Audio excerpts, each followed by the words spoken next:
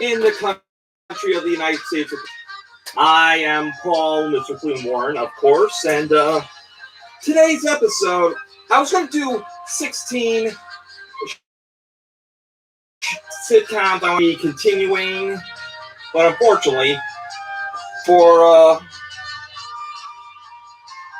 if you're watching the news lately, I wish you guys did not watch the news. The cartoon character on my shirt, as well as you see around here, there's like 3 Pepe le Pews here, and there's more Pepe le Pew here right now than you'll see in Space Jam 2, because we cannot have. And Pepe said, "Sacre, I have been cancelled." Hold on a minute, folks. Yeah, it's called Boss Spring, which is a fake spring. But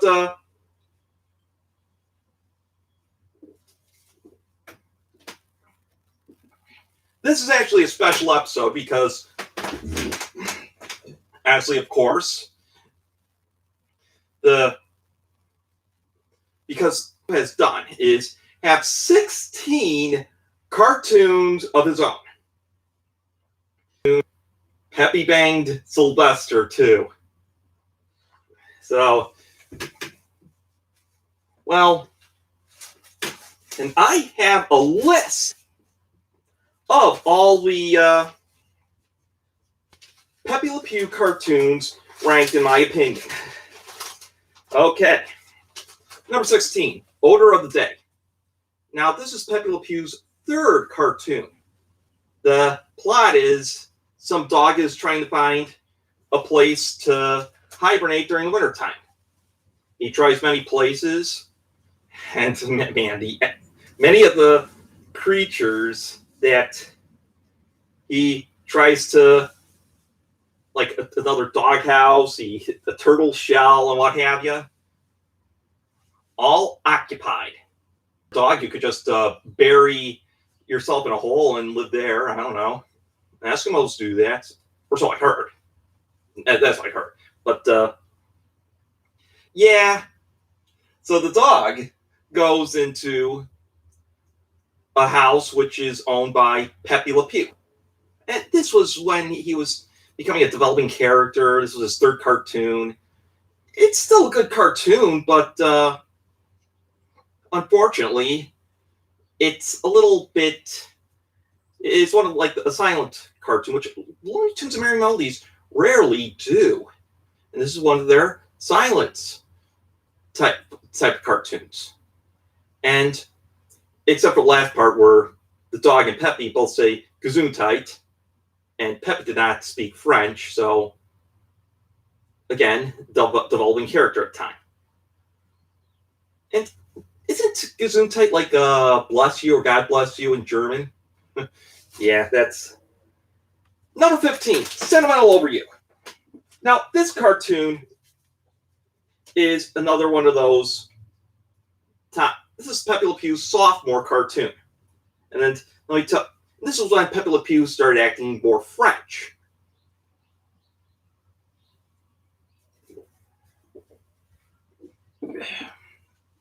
In my opinion, I think Pepe is a French American who lived in America, and I'll get to that a little bit later, but there's this little Chihuahua who wanted a fur coat of her own. She tried everything.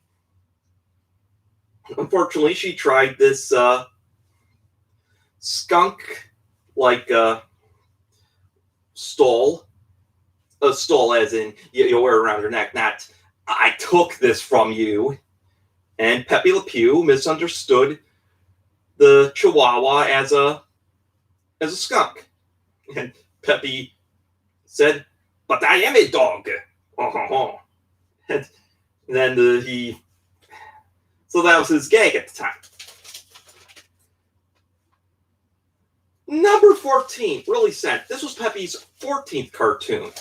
The last one was Pepe's sophomore cartoon, which is the 2nd.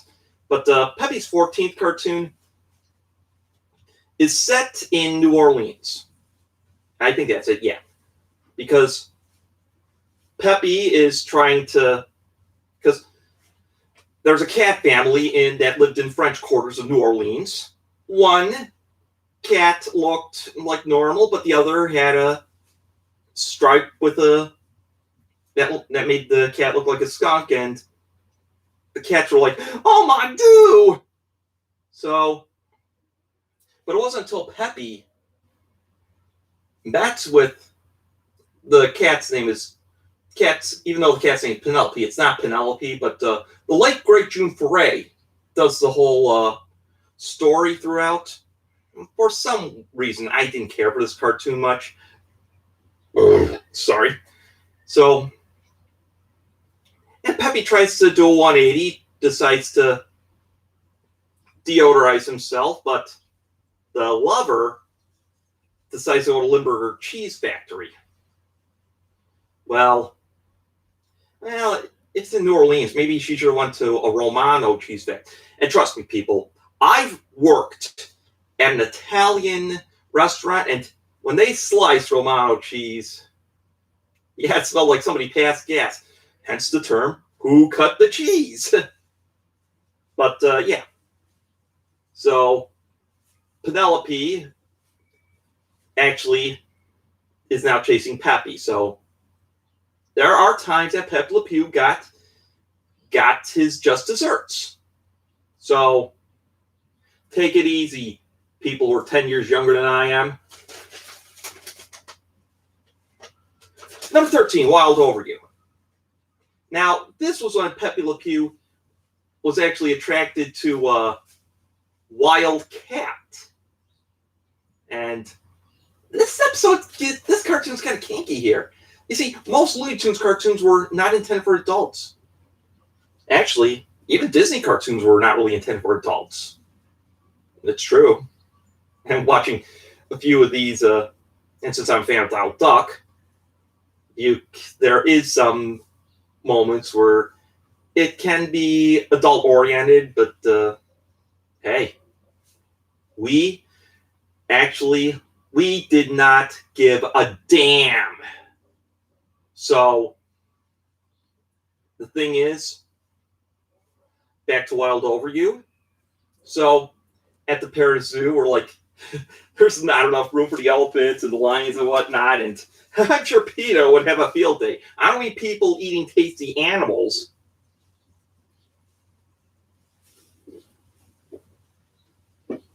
What I mean is the other one, the one with that Alec Baldwin's part of. Speaking of Baldwin, I have a list on that too, 16, which I'll do a little bit later. So, yeah, Wild Overview is the Wildcat escapes from the Paris Zoo, and the Wildcat decides to dress as a skunk, and Pepe body found love, and Pepe even chases the Wildcat in the wax museum. I don't know how that would work in turn of the century Paris, because electricity really wasn't that big, and I don't think air conditioning was big back then. I don't know. Overanalyzing cartoons is just not worth it. But at the end, Pepe says, "Oh, you better knock it." So Pepe le Pew loves sadomasochism, I believe. That was the 7th cartoon. Number 12, 2 cents worth. Now, I believe this cartoon was one of the few cartoons that Pepe le Pew got his just desserts as well. I just have to see. Don't mind me, folks. I just want to see the plot line and whatnot. Yeah,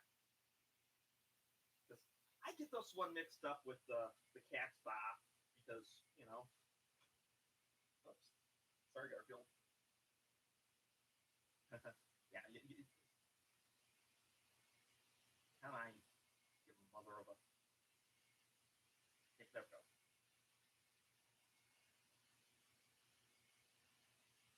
2 scoops of raisins. Ah, here we go. 2 cents for it. Yeah.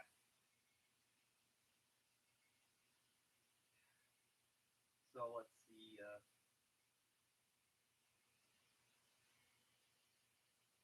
Yeah, this is one that I rarely know about. Starts off with a bank robber trying to dress a cat up as a skunk so he can take money from the French bank, and then but the cat escapes, I believe, and then so Pepe obviously thinks that the cat is a skunk, and that's how it basically goes. And Pepe's chasing Penelope through the Alps. So yeah, this is it's one I know by much. Number 11, two, which is Odorable Kitty.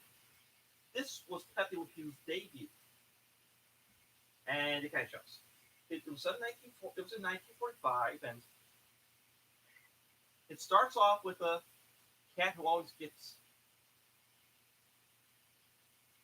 kicked around from A to B, like the butcher doesn't want the cat around there.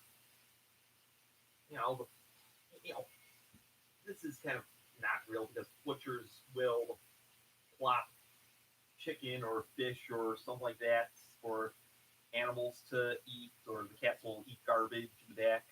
And then there's the woman who hates cats and the dog who likes chasing cats. And so, if I was a skunk, everyone would leave me alone. So he paints himself as a skunk and rubs Limburger and onion on himself, and as well as some garlic. But hey, be truthful, garlic only smells if you eat so much. But I, wow, maybe I'll be a little pea-eyed. Maybe he can rub himself with some curry. That stuff smells. Trust me on this one. And and that's another story altogether. But and this is where Pepe Le Pew makes his debut. He sees that the cat disguises himself as Bugs Bunny as well, and we see Pepe had a family, and his real name was Henry. And is I think because of that, Pepe's wife divorced him because Pepe was caught out there. Even though he was trying to explain, but the cat just says, it's okay to be kicked around. Yeah, he'd rather do that, have that than the other thing that happened. Number 10, Little Bo Pepe, which is another Pepe Le Pew cartoon. And yeah, so Little Bo Pepe. Oh, here we go. Yeah. No, you have to be truthful. Warner Media, if you decide to play Pepe Le Pew cartoons now, have Whoopi Goldberg do a disclaimer, because, this is, I'm starting to get more benefit of doubt with her because of her opinions when it comes to entertainment. She knows that.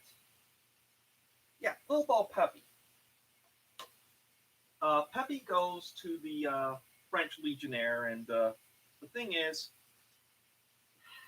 he went because he couldn't find any love, and then he becomes a sole soldier in North Africa, partly Algeria, because it was a French colony back then, and now Algerians are going to France. True.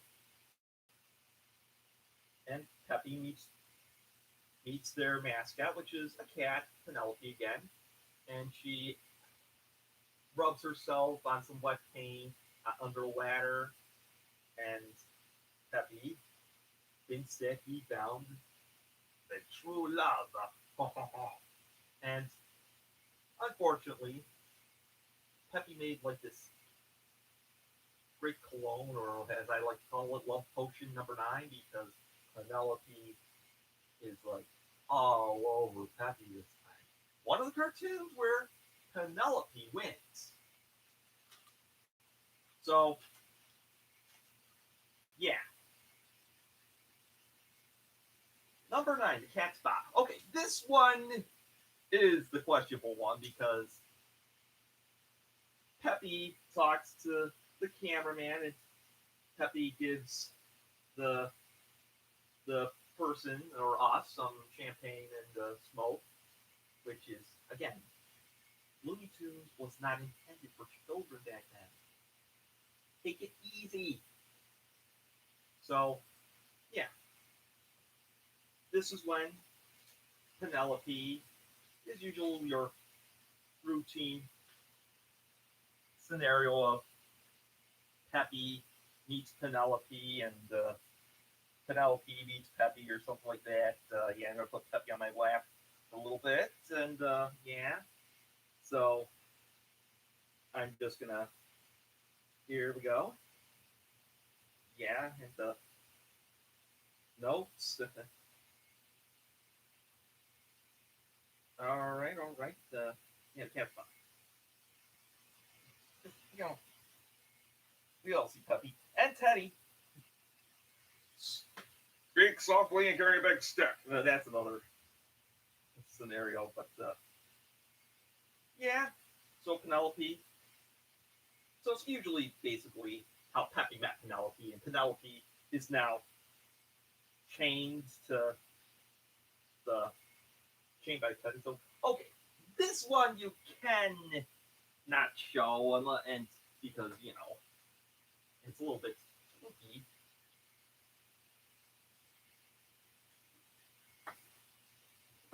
Well, if you're enjoying our show so far, I don't know if you are, since I am solo this time, because yeah, my brother. I don't want to do that. No, that's too taboo. But still, watch our show. This is part of the Warner Brothers Broadcasting Network, and we'll still have the Warner Brothers Sports Show coming back. Hey, baseball season's starting. Basketball season, hockey season are wrapping up. So, and we have the Olympics this year, probably. Nobody probably be there. Excuse me. And we'll also have, coming soon, an album cover, which is where I mention my favorite albums of all time from first track to the final track. So, subscribe, hit that like button, and get notified. And to get notified, ring that bell. The little like cowbell. But number 8, Sentimental Romeo. This is another good one. Pepe le Pew is exhibit in the zoo, and Penelope the cat wants to have some meat. Yeah, and oh, that's nice. And the best part is Pepe le Pew imitating Maurice Chevalier, starting singing Babyface. Maurice Chevalier was in Gigi, not to confuse with G Lee. Gigi is 10 times way better than G Lee. And now's the time when J Lo was kind of in a slump. But yeah, but Pepe Le Pew acting like Maurice Chevalier singing Babyface, and yeah, he does get a little, tries to open some champagne, and he does go back, and Pepe doesn't win in this one, I think. But yeah, number 7, Scent of a Matterhorn, which is the second to last Pepe Le Pew cartoon, and I kind of like how it starts, that Pepe starts singing, "Tiptoe through the tulips,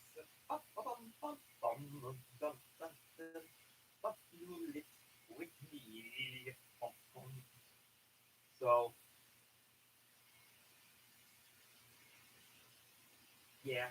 So it's just a cartoon that's set in the French Alps, and Pepe's trying to woo Penelope again. Well, it's basically the running gag that always happens. I kind of like it better when Pepe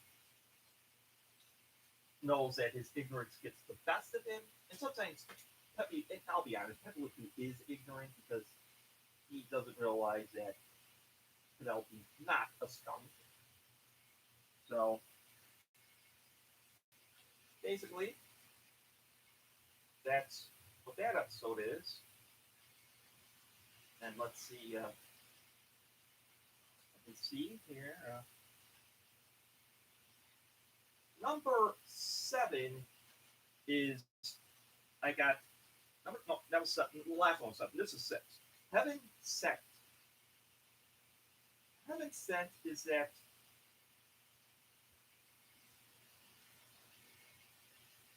another one of those episodes that is usual. Well, starts off at French Riviera, and Pepe misunderstands Penelope being a skunk again, and yeah, that's where. And the best scene was Pepe saying the echo point, I love you, and it just goes together as saying, I love you. You know, I just when I see these two. So number 5 is Move, Come Back to Me. This is Pepe Le Pew's final cartoon. They revamped Penelope, and it starts with Pepe's face has not seen. Strolls he strolls around and makes anything and everything faint, and like he makes 2 dancers faint from the stench. And Pepe sees Penelope again, and they and the best part is going to the Louvre. And this is a Chuck Jones cartoon because the tail ending is the best part. When Pepe sees Penelope in the AC, and like you have, even though I flunked art history, I think I know it more than people who took art history. But you had Salvador Dali's clocks, which smelled the stench, and like the sleeping eye of it. He was like, "Oh my god," or Dios, because it's Spanish and Dali was Spanish, and the the farmer picture that's an American painting. They duck their heads. Then there's this one picture which is the you know what? I'm gonna have to check this one as well. I'm sorry, folks. This is how I'm just gonna have to wing it like this. So yeah. Well, let's see if I can find it. Uh, hold on a minute. I just want to see the paintings that. But the best part was Mona Lisa having a British accent. Because I hope you chaps realize it's hard to keep the smile. Because, you know, she. I thought Mona Lisa was Italian. But yeah. So Salvador Dali's Presence of a Memory, one of the eyes light up and the clocks break.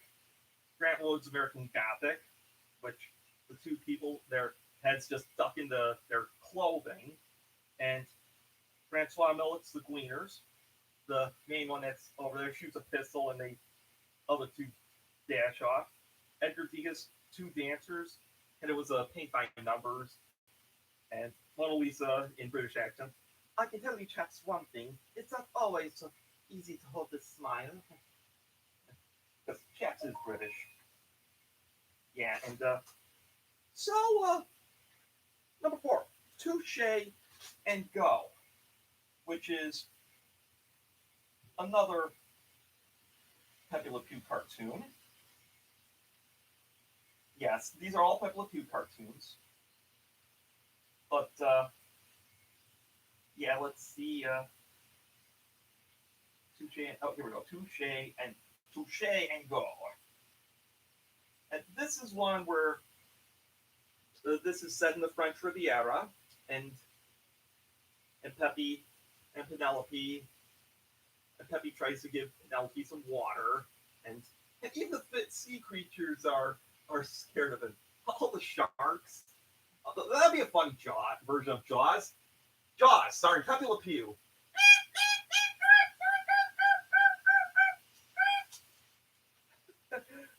Yeah. So yeah, that's that episode. So and Pepe chases Penelope on a heart-shaped island, and then some castaways came and went. I don't know, that's something else, but but Gilligan's Island is owned by Warner Media, and to be honest, I wish that show can get on HBO Max, as well as other Pepe Le Pew cartoons. Obviously, as a disclaimer, I'll just, even though disclaimers are like YouTube commercial, I'll just go in the kitchen and give myself something to drink. That's not a problem. It does take 15 to 20 seconds to get something to drink, basically. So, yeah. Number 4. For sentimental reasons. This, number 3. For sentimental reasons. This is the cartoon that got Pepe the Oscar. And this year's Oscars, yeah, I don't even watch the Oscars as much as I used to. The best part of the Oscars was when they show a vintage movies and shows and whatnot. No, movies. Because they show clips of cartoons and whatnot. That was awesome. We should have more Oscar shows like that. Rather than some people just rambling on. It's like, and then Dave Chappelle comes in and, well, wrap it up, music. Wrap it up, wrap it up, wrap it up. For sentimental reasons. That is number 3. And that is the best of the ones that deserves an Oscar. That's what I'm saying. Leave the classics alone. I'm sure the next victim will be Donald Duck. Excuse me, because it was like, because of the cartoon Dan Bueller's Face. It was all a bad dream. Donald Duck had a bad dream, and that cartoon won an Oscar because we were at war at the time. And I'm not going to get started with Donald Duck running around bottomless around other people. Yeah. So, Donald Duck's already committing public indecency. Okay, number 2 for Pepe Le Pew cartoons. Second favorite, Who Sent You? This is where Pepe gets on a cruise line and it scares everybody, and Pepe's all wet. And one of the best parts is like, so I look like a little green pup, like the fluffy Pepe. Oh, that's. I'm sorry. He really is one of the cutest characters in ever. Who could resist him? Hold on a minute. Hello? Yeah? No, not right now. I'm doing a little so just making sure what's going on.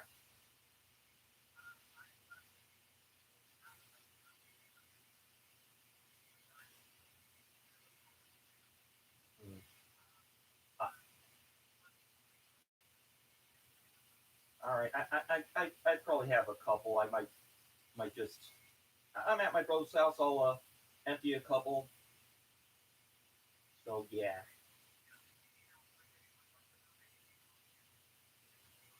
Uh, all right.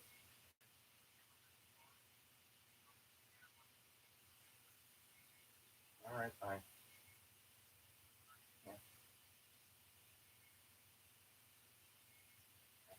Yeah.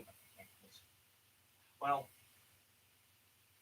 oh, again with the my second favorite Pepe Le Pew cartoon. Well, let's see. Pepe has so Pepe is on a sea cruise, and Penelope is very hesitant towards the whole thing, and Pepe and Penelope are on a lifeboat, and Pepe says, "This is a lifeboat." Yeah. Okay, now that should have been, like Daffy Duck had Fantastic Island. They should have made an episode called Fantasy, had like one for Fantasy Island, and and no Love Boat. They should have one called the Love Boat, the Looney Boat. How about that? The Looney Boat. That would have been funny. And that cartoon could have been on there. So before we get to final the my favorite Pepe Le Pew cartoon, we're gonna this Easter weekend we're gonna have a final four for the we're gonna have a final four. It will feature, and you're gonna love it. It is actually four categories. I four and four different types of cartoon performances and whatnot. The cartoon characters who get the shaft. There's 16 of them that I have. Cartoon characters who cannot be in the real world. Pepe Le Pew's on there because today he can't be in the real world. The cartoon characters who get little and no love. Actually, Pepe Le Pew does not get that much love. You'd be surprised.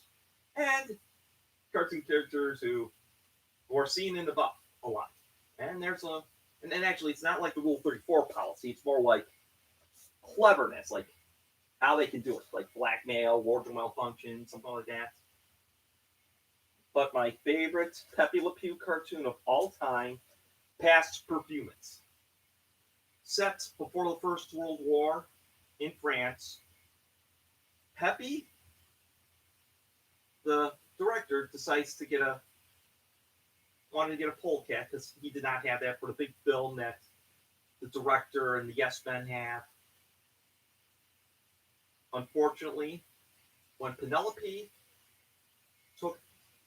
took Pepe, actually, the cat, he made a cat look like a skunk, and then Pepe comes in and sacre bleu, a real skunk, and so everyone's running away, and like they're in a set of Three Musketeers. They're in a film that is uh, who Rudy Valentino kind of film. I don't know when did his career start in 1913? Well, anyhow, uh, so the thing is, Pepe was let down that Penelope. This is where his ignorance gets the best of him. Sacre bleu, Penelope, she isn't. But Pepe becomes a cat by painting the stripe of that stripe. So yeah, that's it for top 16. And since I heard I did okay, I might do it again by myself. That's okay. I just love the topic.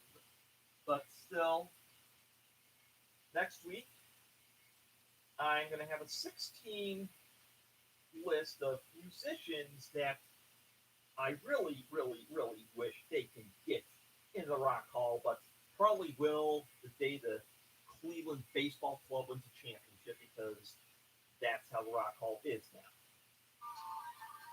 And actually, one of the bands I think should be in the Rock Hall, Michael Stanley. Actually, he's one of those people who had that Rust Belt sound in the way. The same one that you got with Bruce Springsteen, Bob Seger. All it's very the mid Atlantic, Midwest kind of sound, and that area, frankly, really love their rock and roll, especially progressive rock. And there is a progressive rock band on there. One of my favorites, Procol Harum. They're Beyond the White Chick Pale. And that's probably going to be a censored song because it has white in it, pale in it. What do you mean? So, but no matter what, I am part of the counter-cancel culture. Nothing's canceled. I'm Paul, Mr. Cleveland Warren, living in the city of Cleveland, in the state of Cleveland, in the United States of Cleveland. See you next Tuesday.